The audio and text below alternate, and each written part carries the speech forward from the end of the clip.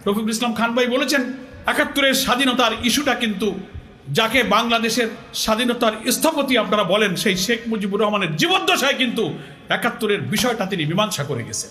It was decided matter, এটা একটা মীমাংসিত বিষয়। সিমলা চুক্তি, ত্রিদেশীয় চুক্তি, তখন ভারতের পররাষ্ট্রমন্ত্রী ছিলেন শরণ সিং, পাকিস্তানের পররাষ্ট্রমন্ত্রী ছিলেন আব্দুল আজিজ, বাংলাদেশের পররাষ্ট্রমন্ত্রী ছিলেন ডক্টর কামাল হোসেন।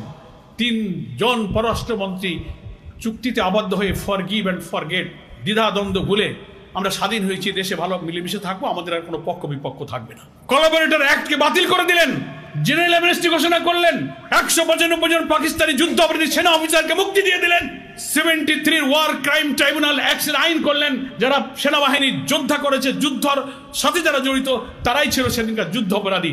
কিন্তু যারা যুদ্ধ করেনি, যারা কোনো বাহিনীর সদস্য ছিল না, বেসামরিক রাজনৈতিক নেতা মৌলানা নিজামী, মুজাহিদ, কামরুজ্জামান, কাদের মোল্লা, মীর কাসেমকে যুদ্ধ অপরাধী বানালেন, যারা সেদিন কোনো বাহিনীর সদস্য ছিল না, যারা কোনোদিন যুদ্ধ করেনি, শুধুমাত্র পলিটিক্যাল ব্যাড ইন্টেনশনে যুদ্ধ অপরাধীর তালিকা সংশোধন করে, আইন সংশোধন করে, ল অফ এভিডেন্স সংশোধন করে তাদেরকে তালিকা এনে আপনি তাদেরকে ফাঁসি দিয়ে হত্যা করলেন। এটা ছিল রাজনৈতিক উদ্দেশ্যে একটা জুডিশিয়াল কিলিং আপনারা করেছেন।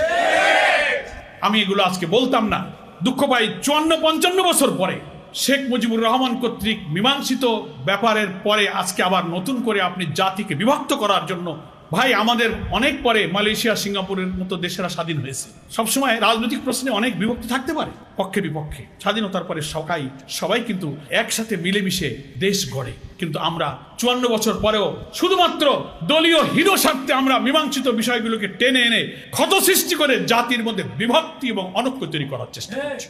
এই জাতিকে গড়া যাবে না। এই জন্য আমরা বলি, জুলাইয়ের গণ অভ্যুত্থানে যে জাতীয় ঐক্যের ইস্পাত কঠিন নমুনা আমরা দুনিয়াকে দেখিয়েছি, আসুন সেই জাতীয় ঐক্যের ভিত্তিতে আমরা এই দেশটা আর একবার গড়ার জন্য পরিশ্রম করি, প্রচেষ্টা চালাই। ফ্যাসিবাদ বিরোধী সংগ্রামের সকল রাজনৈতিক দলের কাছে আমার আকুল আবেদন থাকবে, আসুন নিজেদের এই বিভেদ বিতর্ক টানার দরকার নাই। আপনি যখন দাঁড়িয়ে এই পুরানো ইস্যু নিয়ে কথা বলবেন জামাত ইসলামের বিরুদ্ধে, আয়নায় দাঁড়িয়ে আপনি আপনার রাজনৈতিক ইতিহাসটা একটু দেখবেন। আপনার মুরব্বীরা কি বলে গেছেন? তারা জোট করার সময়, রাজনীতির সময়, ভোটের সময়, সরকার গঠনের সাহায্যের সময়, রাষ্ট্রপতি নির্বাচনের সময়, আন্দোলনে একসাথে হাতে হাত ধরে গুলির মুখে জীবন দিয়ে যখন লড়াই করেছেন, তখন এইসব পুরনো কথা মনে ছিল না। এই কথাগুলো আয়নায় দাঁড়িয়ে একটু ভাববেন। যতদিন আমি আপনার সঙ্গে থাকি তখন আমি আপনার সঙ্গী, যেই থাকি না সেই জঙ্গি। এই স্লোগানটা ভুলে যান। এখন আর এই 54 বছর পরে এই নতুন নিউ জেনারেশন আপনার এই ভাঙা রেকর্ড বাজালে এই গান আর এই জাতি শোনে না। এটা মানুষ আর খায় না।